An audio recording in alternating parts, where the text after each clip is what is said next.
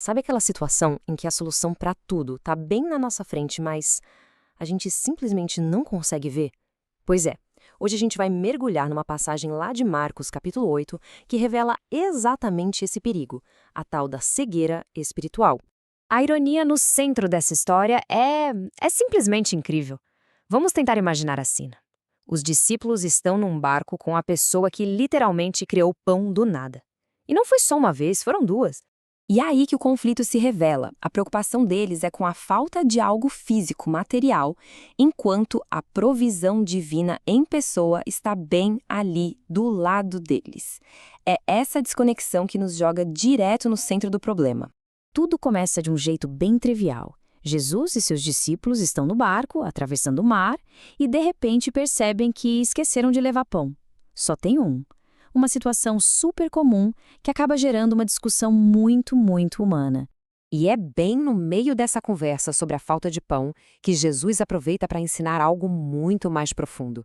Ele meio que interrompe a preocupação deles com uma advertência bem misteriosa, que, à primeira vista, parece não ter nada a ver com a situação. Ele solta esse aviso que soa quase como um enigma. Fica claro que ele não está falando de pão de verdade, mas de algo muito mais perigoso. Então, o que seria exatamente esse tal de fermento? O ponto central para entender isso tudo é a metáfora. O fermento é uma influência pequena, mas com um poder enorme. Ele age em silêncio, de forma quase invisível, mas tem a capacidade de afetar a massa inteira. Jesus está usando essa imagem para falar de influências que podem, aos poucos, corromper o coração e a fé. E Jesus é bem específico, ele aponta duas grandes ameaças. A primeira, o fermento dos fariseus, que é a hipocrisia, aquela religiosidade só de fachada, sem nada por dentro. A segunda, o fermento de Herodes, a busca pelo poder político, a corrupção de uma visão de mundo totalmente materialista. Duas coisas diferentes, mas igualmente perigosas para a fé. Agora, a parte realmente fascinante aqui é a reação dos discípulos. Diante de um aviso espiritual tão profundo, eles não entendem absolutamente nada.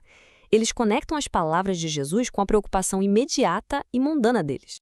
A conclusão deles chega a ser dolorosa de tão literal. Eles pensam: ele está falando isso porque a gente esqueceu o pão. Ou seja, eles ouvem a palavra fermento e a única coisa que vem à mente é comida. E aqui a gente vê o abismo que existe entre as duas perspectivas. De um lado, a preocupação de Jesus, que está no nível espiritual, falando dos perigos invisíveis para a alma. Do outro, os discípulos completamente presos ao mundo físico, à fome que poderiam sentir. Jesus, percebendo essa desconexão total, não deixa passar batido. Ele confronta os discípulos diretamente. E não com uma resposta pronta, mas com uma série de perguntas afiadas, feitas para expor a verdadeira raiz do problema. As perguntas são muito intensas. Por que essa discussão sobre pão? Vocês ainda não percebem, nem entendem? O coração de vocês está endurecido? Tendo olhos não veem e tendo ouvidos não ouvem? Ele vai muito além do simples esquecimento, apontando para o problema real, uma cegueira espiritual. E para tornar o argumento dele irrefutável, ele não usa um conceito abstrato, não. Ele usa a memória recente deles. Ele os faz voltar a 2 milagres que eles tinham acabado de testemunhar com os próprios olhos. Primeiro, ele lembra daquele dia em que alimentaram 5.000 pessoas. Uma multidão gigantesca, faminta, e eles viram o milagre acontecer ali, nas mãos deles. E as sobras? Eles mesmos recolheram.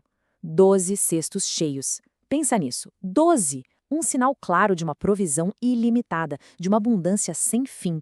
E como se uma vez não fosse o bastante, ele os lembra do segundo milagre, a alimentação de outras 4.000 pessoas.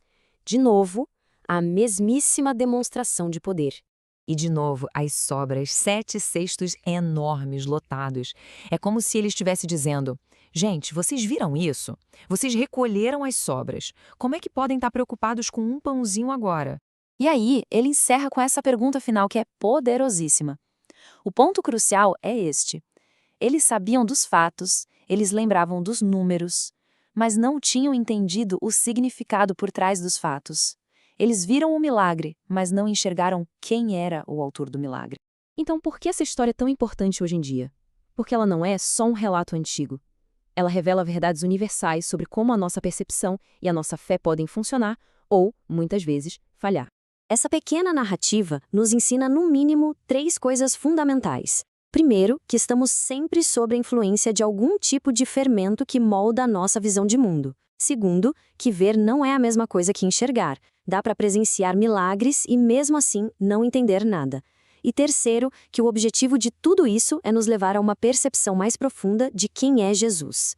E essa é a grande conclusão de tudo. A ansiedade dos discípulos nunca foi sobre pão. A discussão no barco não era sobre pão. O problema real, a verdadeira crise ali dentro, era a incapacidade deles de enxergar a realidade espiritual que estava bem na frente de todos. Isso tudo nos deixa com uma pergunta para refletir. Quais são os fermentos do nosso tempo? Que tipo de ideias, de preocupações, talvez, estejam silenciosamente nos impedindo de enxergar o que é realmente importante?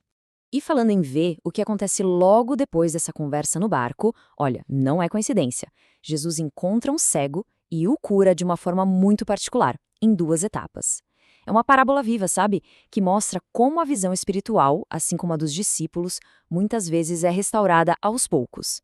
Mas bom, isso já é assunto para uma próxima análise.